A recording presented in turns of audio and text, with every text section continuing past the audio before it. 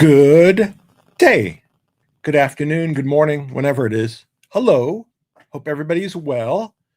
I will talk slowly for a couple of seconds so some people can join.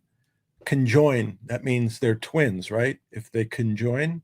Anyway, hope you're all well. Greetings to who I see out there would be, again, my most loyal follower. Really, I have to give compliments to my most loyal follower, Mr. StreamYard. Thank you for always being here. Splat, I love that. Renee, I'm looking to the side. Gator Boy, just changed the 1-1. Black Mongo 42. Tim Casey. Hello. And Mark. Hi, y'all. If somebody else comes on middle ground, if I see you, I'll call you out. Ricky, etc. Did I miss somebody? I did. I missed middle ground. No, I said middle ground. Scott, Barefoot, Lee, etc. Anyway, hope you're all doing well, and whoever else joins us. I'm just trying to keep this kind of as a continuing conversation where I kind of bring you up to date as to what I see going on.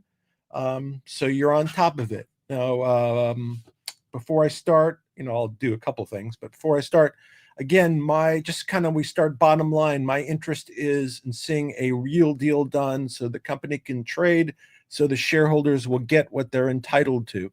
That's my goal. And everything that I'm doing is based on that goal. So that's kind of the underlying.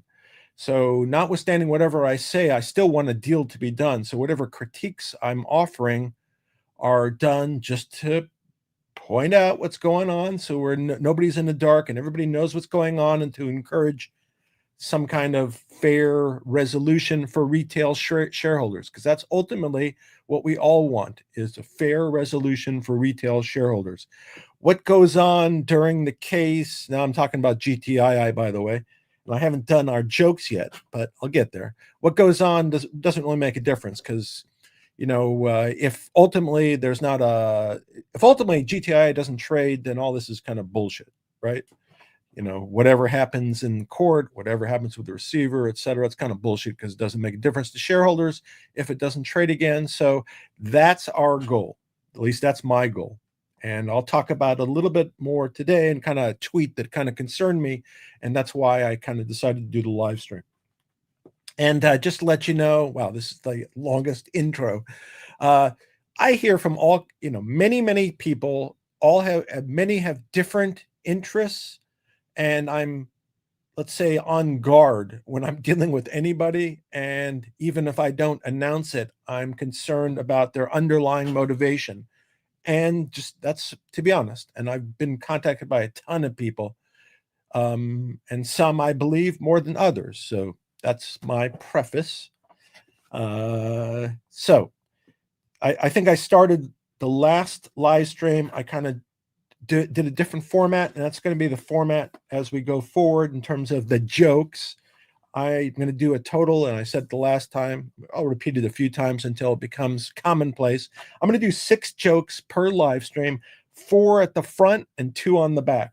And I call them jokes because they may not be jokes, but that might be a little presumptuous on my part. So I apologize if they're terrible. But anyway, yesterday the school called me and said that your son is telling lies. I replied, tell that kid he's doing an amazing job, because I don't have any kids. My brother always lies. Now, of course, I don't have a brother, but just for the sake of this joke, I do. My brother always lies. It's terrible. Today, he finally admitted that he's a pathological liar. You know what? Yeah, he thinks I'm falling for that. What kind of machine never lies? A fax machine, of course. And what do you call a priest that always lies? A pathological friar.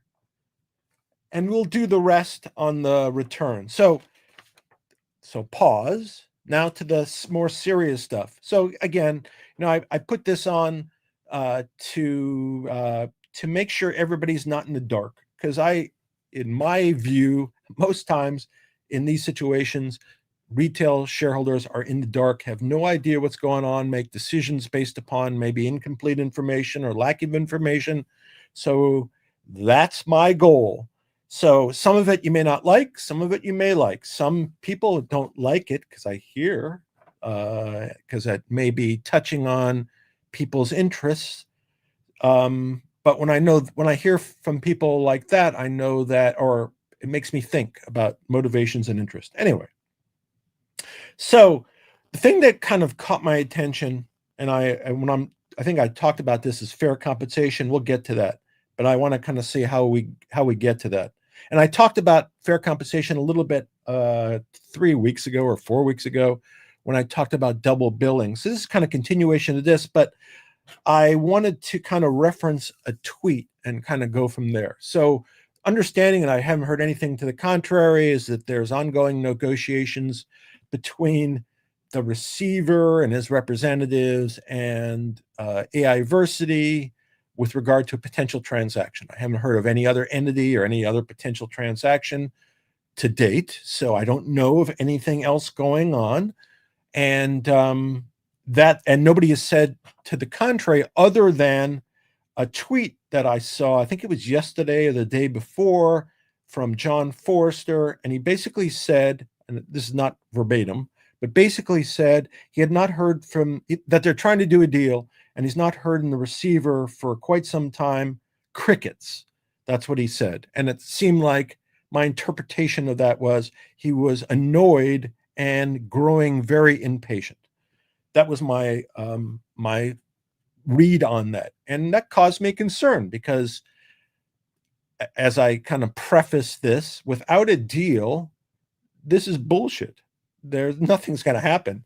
If there's not a transaction that's consummated, besides the audit, and again, we don't know about the audit because the audit still hasn't been done, and we don't know when it's going to be completed, and the receiver has not, and it might be today, by the way, but the receiver hasn't given us any kind of indication, and his counsel has been reluctant, I guess, to inquire. That's the best I will say.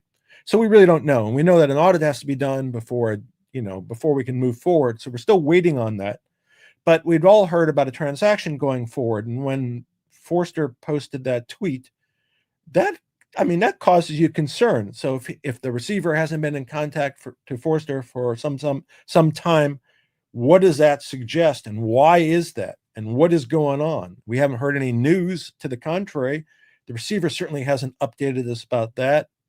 Is that incorrect? Is what Mr. Forster is saying not correct?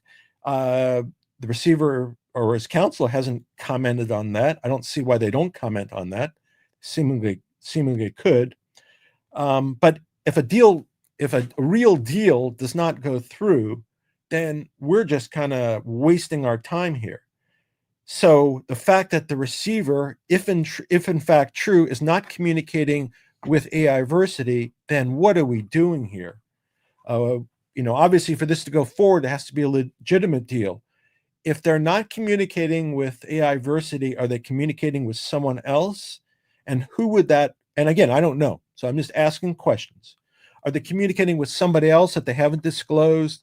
Is it a real arm's length transaction? Or is there any, is this a real deal? Are there any conflicts? Who are they, etc.? I don't know if that's going on in the background, and that's why there hasn't been communication with the Forster Group. If in fact that's true, there hasn't been communication with the Forster Group. And again, I'm not involved in those direct communications, so I wouldn't know. But the fact, again, that of the tweet suggesting that there hadn't been communication caused me concern and makes me wonder what's going on. And that's where this started. And then I went on. So I don't know what's going on as to that. And I as of this moment, I don't know what's in the head of the receiver as to the transaction with AIversity. Now, I believe, and I'll get into this in a little detail, my speculation, and this is pure speculation, is that perhaps in negotiations, what I'm going to talk about was discussed, and maybe there was some interaction about compensation, and perhaps that interaction was not well taken by the receiver.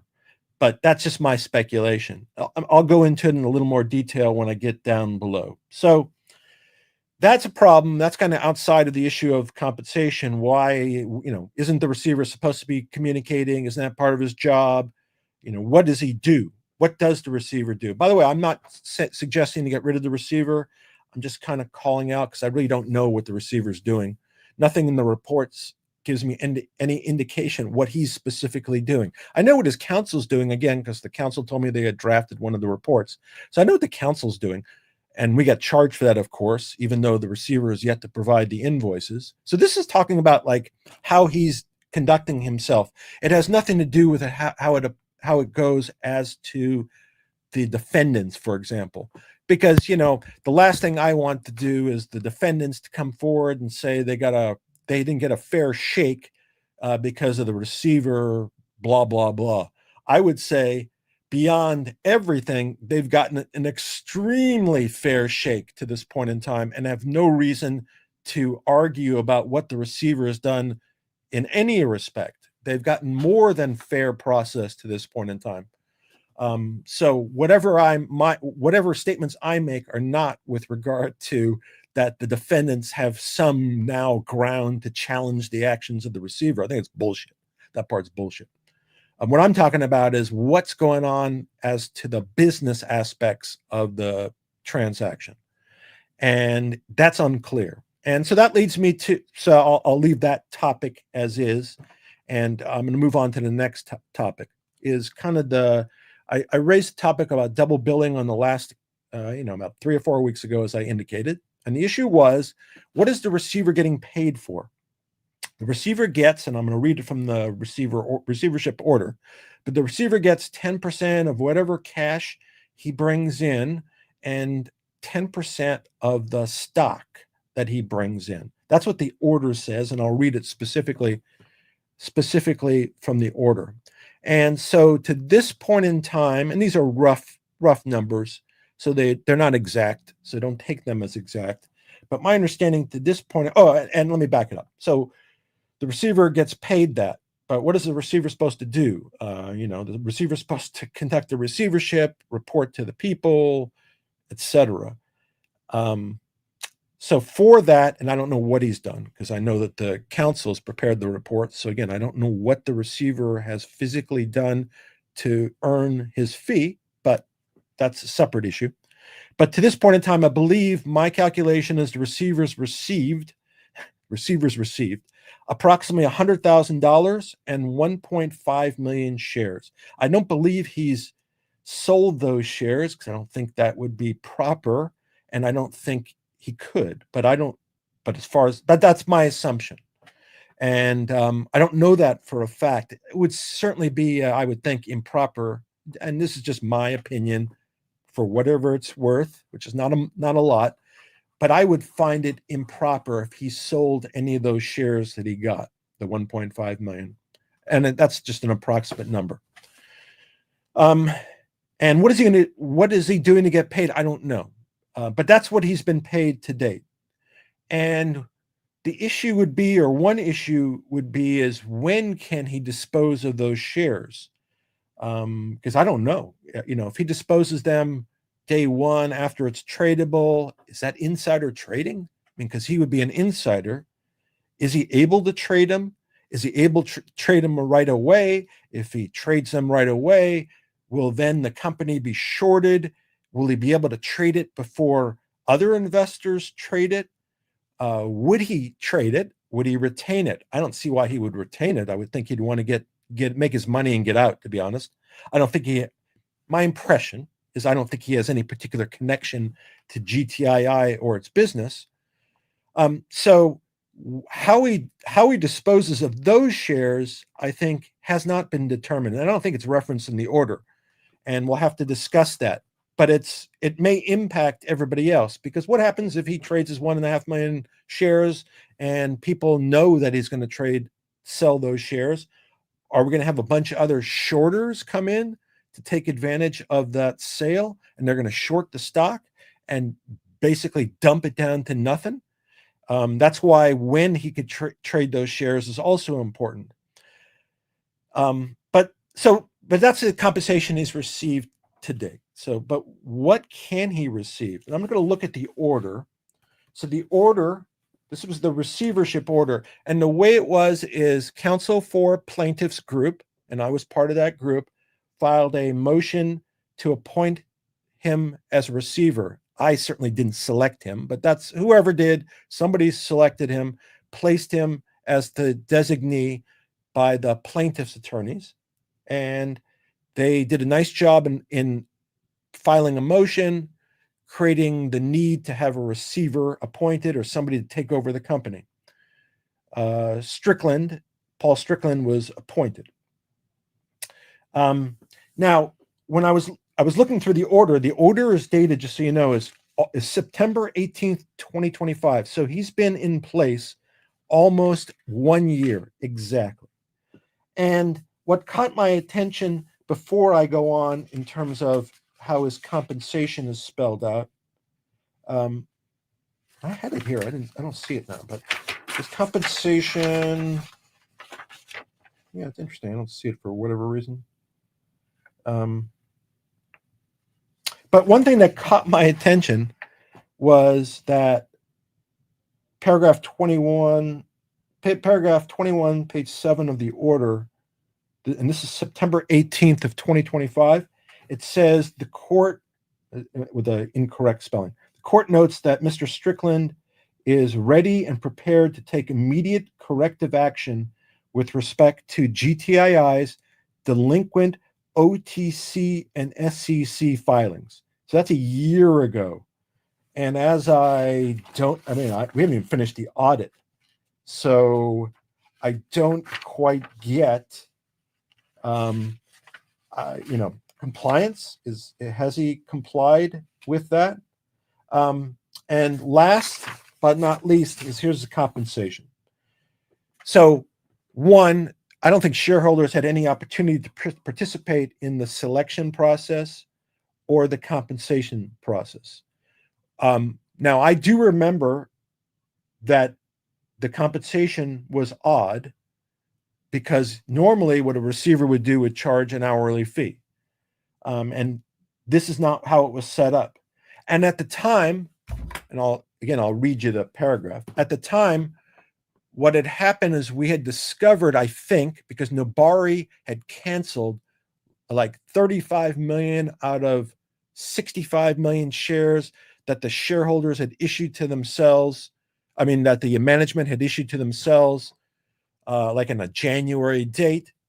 And Rabari, who came in, canceled like 35 million shares. So what we were thinking about at that time, since there was 65 million of those, that if they were successful, that we're talking about 30 million shares that were, let's say, of dubious nature. And we didn't know about anything else. So besides the fact that we didn't participate in the selection process or in drafting, specifically these documents, or coming up with the formula, the number that would have been in mind of kind of those bad shares was 30 million shares. So now I'm going to read you the compensation.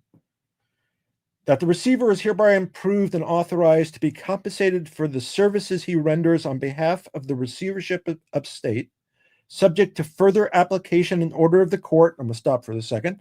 Yeah, and so that means that the receiver has to apply to the court, and the court has to say yes. But to this point in time, I would say the court has been very willing to grant any type of fee request, whether it be by the receiver or legal fees, etc. So I'm going to go back just a few seconds. Subject to further application and order of the court in the amount equal to 10% of the value of all receivership assets other than GTI stock and securities recovered for the receivership estate by the receiver for the GTI to be paid out of the funds of the receivership estate plus 10% of all GTI stock and securities recovered for the receivership estate by the receiver. Okay?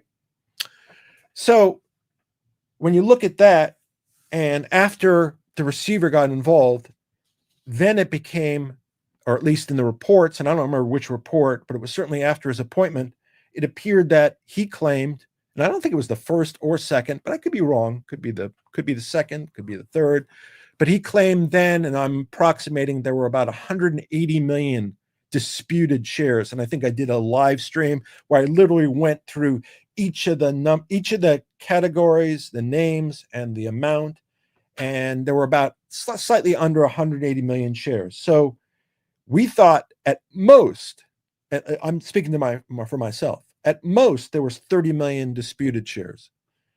But according to the receiver, there's 180 million disputed shares.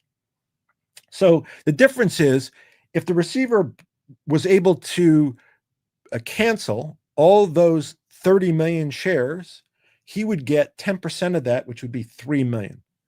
The way he's set it up, and these were not known, again, these were not known to shareholders or to anybody, as far as I know. He claims it's 180 million. He would then get 18 million shares. So let's think about that. So just think about it conceptually. Let's assume he's able to bring in all 180 million shares. He and outstanding with those disputed shares, I think, let's say there's approximately 450 million shares. I'm just approximating. And let's say he brings back the 180, he cancels 162 of those, 162 million of those, and he keeps 18. So that would reduce the share count from 450 to about 290. I'm just thinking out loud. And he would have his 18 million shares plus the 1.5 million shares he already has, which were, because of the cancellation now, he would have 20 million shares out of an outstanding 290. So he would likely be amongst the largest shareholders in the company. And that would be on top of that, that would be with having to pay his counsel to actually undertake those actions. So under Nevada law, and I'm no Nevada lawyer, but I kind of knew that was the standard. But, and this applies, what I'm referring to is a section on private companies, but I understand and again, I'm not a Nevada lawyer, so take it for whatever it's worth. My understanding is that under Nevada common law, and it's generally the understanding that, and I'm going to read kind of from the section. So this is for private companies, not public companies, but the same idea is going to apply. Per Nevada Code Title 7, Chapter 78, NRS 78.705, when it's talking about compensation costs and expenses of the receiver before distribution of the assets of an insolvent corporation. I'm just reading that from this one. Among the creditors or stockholders, the district court shall allow a reasonable compensation to the receiver for his or her services and costs and expenses of the administration of the trust. And the general standard, I think the overriding standard is it has to be reasonable compensation. So the question is 18 million shares, 20 million ownership, is that reasonable for what the receiver did? And is that ownership reasonable? Should the receiver become rich out of this deal? And the flip side of this is, can a deal be done if the receiver is going to end up being the largest stockholder? Is somebody going to be willing to do a deal if they have like some guy who owns 10% of the company to start off with? I would think that would be a real disincentive. I don't know, but I think that would be a real disincentive. So if in fact a deal is not done with AI-versity, and that turns out to be the reason, I would wonder and be suspect of any other transaction that occurred that somehow there was some hanky-panky going on with the shares. and I don't know that for a fact. I'm not aware of any deal other than the potential AI-versity deal. But if this compensation issue ends up being the determining factor for killing a deal, I'd be surprised if a legitimate deal could be done. That's the way I see it. And I don't think that if the court would have known, and maybe they would have, but if the court would have known that they could get a significant ownership in the company, then how could that be reasonable? Now, on top of that, let's say they get 20 million shares. When can they sell those shares? Could they sell them day? I asked the same question about the 1.5 million. Could they sell them day one? If someone thinks they're going to sell them day one, won't that company be shorted to hell? Won't other shareholders be impacted? The ones who want to buy, a lot of shareholders are all excited. If this thing trades, they're probably going to buy, not sell. I'm speculating because I don't know what's going to happen, obviously, and I'm not making any recommendations.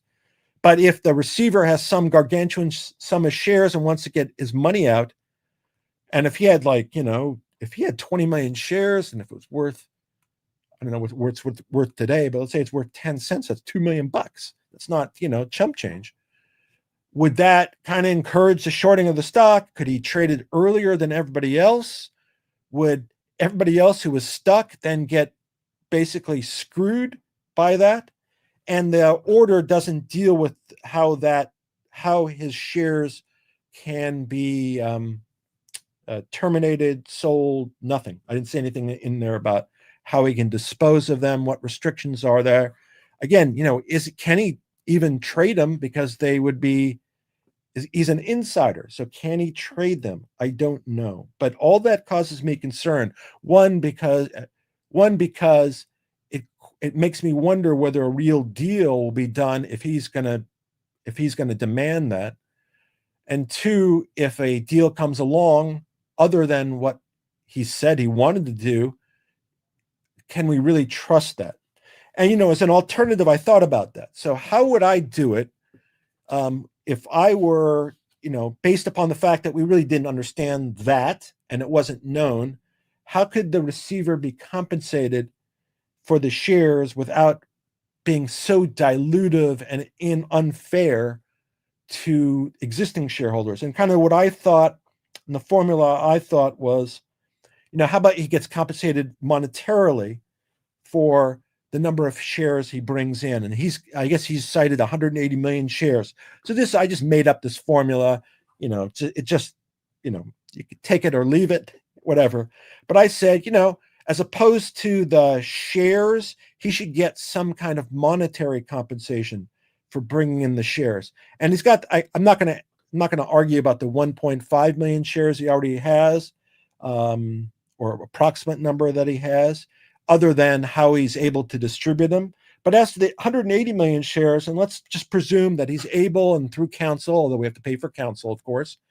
And by the way, when I say that, I'm not disparaging counsel. Counsel for the receiver, I think they've done a competent job, notwithstanding the fact that I've disagreed with a lot of their strategy and how they've done it. I think in terms of their paperwork, they've done a competent job.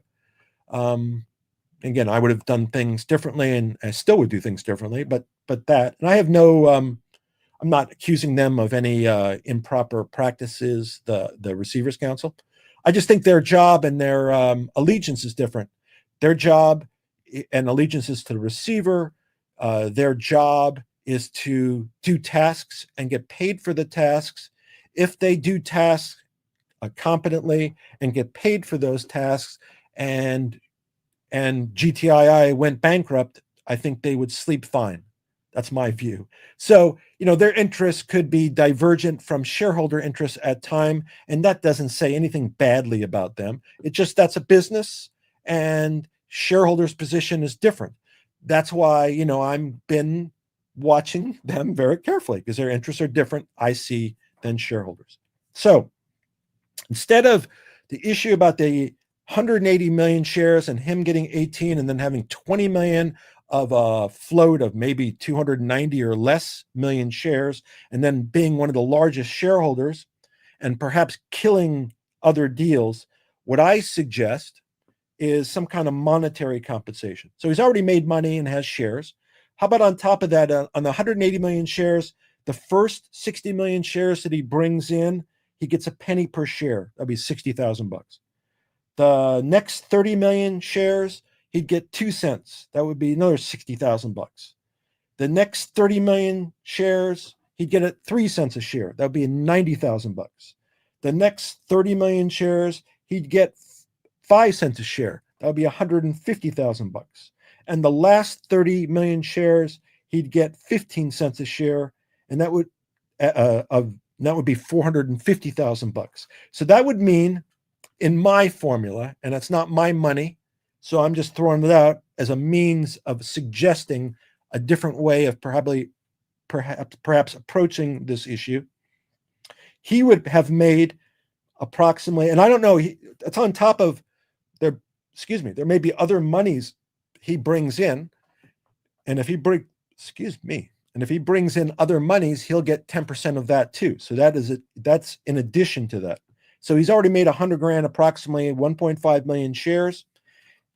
According to my formula, if he brought in all 180 million shares, he'd make an additional $800,000. Now that would be $1 million for a receiver. That is a windfall. I still think that would be excessive. That would probably be excessive compensation, but that's just another means of resolving the share issue that I think can be an impediment to getting this done. And that's notwithstanding kind of what I said about the double billing. What is the receiver getting paid for when his counsel is doing the work and getting paid also? That's just another question I have on top of that. So this again has nothing to do with the defendants. Doesn't excuse them in any way. In fact, again, to this point in time, they've gotten more than a fair deal. And whatever I'm talking about is unrelated to the treatment of defendants. So to the extent that they try to utilize that and throw shots at the receiver because they've been mistreated, I think that's nonsense. Just going to reiterate that. But how the business transaction is proceeding and what the compensation of the receiver should be and whether it's fair, I think those are all issues that need to be, stay on top of. And I think something has to be done, or some formula has to be suggested to deal with the shares, when they can be sold, can they be front run? Can they be sold? Is he an insider? All those issues, and along with the overall issue about fair compensation. Now, of course, I don't want that to stop any deal, nor should it be used to stop any deal. To the extent there's any opposition to compensation, that does not excuse the receiver from doing his job, ultimately. And ultimately, we want a deal to be done, the audit to be completed, this thing to trade, and for us to be able to trade it fairly and not to compete with the receiver and whoever else. So I'm going to leave it at that. That was my issue, the question of the distribution. If he brought in 180 million shares, how is that going to be treated? What are we going to do? What has he done? And again, the first part dealt with the issue about that Forster said that, it's crickets. So how do we reconcile what's going on when somebody who's supposed to be involved in the deal hasn't heard from the receiver or says he hasn't? Either that's true or not true. Either way, it's problematic, right? If it's true, it's problematic. If it's not true, it's problematic. So that caused me real concern, and I think we need more clarity. And that's the thing we don't. At this point in time, I've bitched about this for quite some time, and I understand some of the reasons for it. But there's a lot of ways that they could provide more clarity as to the status of things. And I wish they pushed the auditor for some determinative date. What is it? Just open? If it takes 19 years for the auditor to complete the transaction, is that okay? Is there a day? Is there a date? I don't understand the fear about not contacting the auditor just to get an update in time or to put a deadline in. That doesn't seem to work in the best interest of shareholders, that you're just kind of leaving it unhinged. I know I was told that the concern was that, that the auditors would react oddly, or they wouldn't accept it or something. It didn't make a lot of sense to me. But this is like we have had 3 auditors, one that was shut down, one that the receiver said basically breached his fiduciary duty to GTII. I think that's basically what the receiver said in the report. And if you recall, I also bitched why the receiver, after saying that, didn't go after that particular entity, because maybe if they had gone after that entity when they claimed they kind of breached it, they would have completed an audit, or an audit could have been completed, or they could have used the litigation to expedite that process. But they chose not to. Again, I don't know why. Just like they haven't gone after Justine Reichman with an independent action, or Liz Penance against her place, which I disagree with, of course, in the receiver.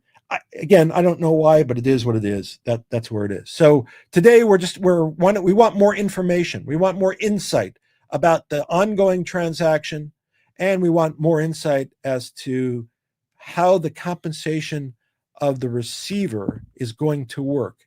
And we also want the receiver to realize that he has a fiduciary obligation to complete his duties, and that he reports to the court, and that, I talk about it, but there's tons of people that are watching what he's doing, and a lot of people that are frustrated.